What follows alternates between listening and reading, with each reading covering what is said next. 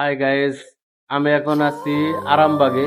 2013 সনে আমি আরামবাগ থেকে কাতারের উদ্দেশ্যে চলে যাই। মিনিমাম 13 বছর পর আমি এই আরামবাগের দিকে পা রাখি।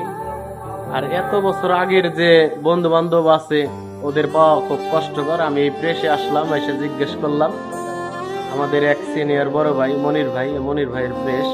কিন্তু মনির ভাইকে দেখার পরে মনির ভাই আমাকে চিনতে পারেনি। যে বড় ভাই আমাকে চিনতে পারে নাই। প্রথমে বলছে হ্যাঁ চিনছি, আসলে এ থেকে আসছে, কিন্তু পরে বুঝতে যে আমি তো অনেক চিকন ছিলাম, এখন হয়তো একটু স্বাস্থ্য মোটা হওয়ার কারণে ভাই চিনতে পারে নাই। কি ঠিক আছে না, চিনতে পারে নাই। এটা মনির ভাইয়ের পেরেশ। এই যে মেশিন, ওই দুই ভাই আছে পাশে।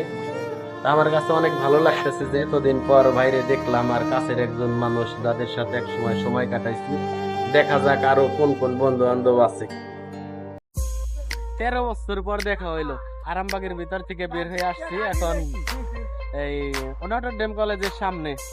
ওর সাথে কমপক্ষে ঢাকা ঢুকলে 10 থেকে 15 বার। ও হয় ধানমন্ডি, আমি আরামবাগ, আবার আমি আরামবাগ, ও বনানী, এরকম। এই প্রথম মিলল। পৃথিবীতে বন্ধুত্বের সম্পর্কের উপরে আর কোনো সম্পর্ক নাই।